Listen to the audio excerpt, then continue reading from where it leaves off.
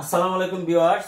আজকে আপনাদের সামনে এই বিভিন্ন চাকরি পরীক্ষায় এই নিবন্ধন, প্রাইমারি স্কুল, অন্যান্য চাকরি পরীক্ষায় সর্বাধিক ভাগ আসা সমদ্বিবাহু ত্রিভুজের ক্ষেত্রফল সংক্রান্ত একটি সমস্যা নিয়ে হাজির হয়েছি।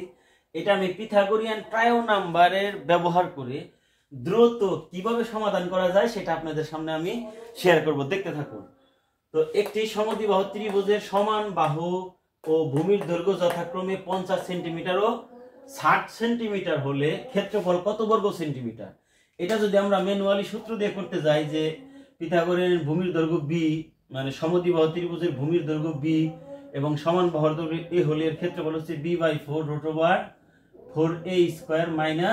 - b স্কয়ার। এই সূত্র দিয়ে যখন আমি অঙ্কটা করতে যাব আমার এই কমপক্ষে 2 মিনিট সময় লাগবে।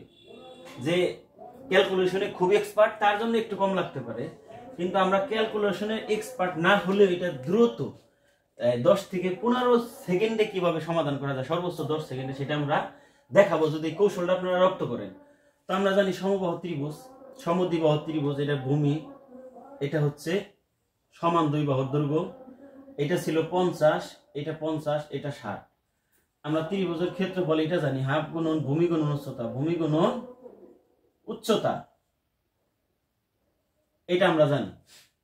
তো আমার উচ্চতা তো দেওয়া নাই, উচ্চতা দিলাম।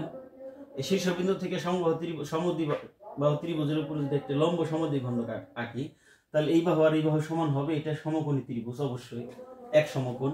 এই পুরাটা যদি 60 থাকে, এটা ছিল কত 30, এটা কত ছিল 30 ছিল।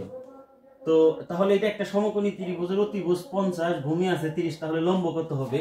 সেই ক্ষেত্রে আমরা পিথাগোরিয়ান ট্রায়ো নাম্বারের যে মডেল সেটা আমরা দেখতে পারি। পিথাগোরিয়ান ট্রায়ো নাম্বার, একটি বাহু 3 আর একটি বাহু যদি 4 থাকে তাহলে অতিভুজ হবে কত 5।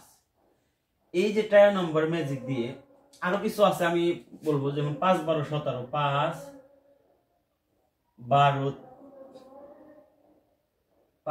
12 13, এটাও পিথাগোরিয়ান ট্রায়ো নম্বরের একটি, এটা সকল গুণিতক। তারপর 8 15 17, 8 15 17, 8 15 17, এটাও পিথাগোরিয়ান ট্রায়ো নম্বর। এই যে এই ট্রায়ো নম্বরগুলো সকল গুণিতক, এই ট্রায়ো নম্বরে পিথাগোরিয়ান উপপাদ্যকে সিদ্ধ করবে। সকল গুণিতক, এখানে যদি আমি 3 দুগুণে 6 দেই, 4 দুগুণে 8 দেই, এখানে 10, এটাও সিদ্ধ হবে। এখানে যদি আমি 3 10 এ 30 দেই, 3 10 এ 30, আর 4 10 এ 40, 5 10 এ 50, আমরা যদি এই জিনিসগুলো মনে রাখতে পারি যে এটা 50 আছে, এটা 30 আছে, তাহলে এটা অবশ্যই 40, লম্ব কি হবে? অবশ্যই 40 হবে, অবশ্যই কি হবে? 40 হবে। এটা বোঝানোর সময় আমি সময় নিয়েছি। তো আপনারা যদি এটা রপ্ত করতে পারেন অবশ্যই দ্রুত করতে পারবেন। তাহলে আমার লম্ব 40 পেলাম, তাহলে এর ক্ষেত্রফল কত হবে? ক্ষেত্রফল হবে হাফ গুণন ভূমি কত ছিল 60, উচ্চতা 40, এটা এই করলে 30 কে 60 কে 2 দিয়ে আমরা ভাগ করি, তাহলে 30, 3 4 1200 স্কয়ার সেন্টিমিটার। তো আশা করি এই পিথাগোরিয়ান ট্রায়ো নাম্বার দিয়ে জ্যামিতিক অনেক সমাধান আমরা সূত্র প্রয়োগ না করে দ্রুতই আমরা এই সমাধানগুলো করতে পারি। আশা করি আমার ভিডিওটা আপনাদের ভালো লেগেছে। Thanks for watching.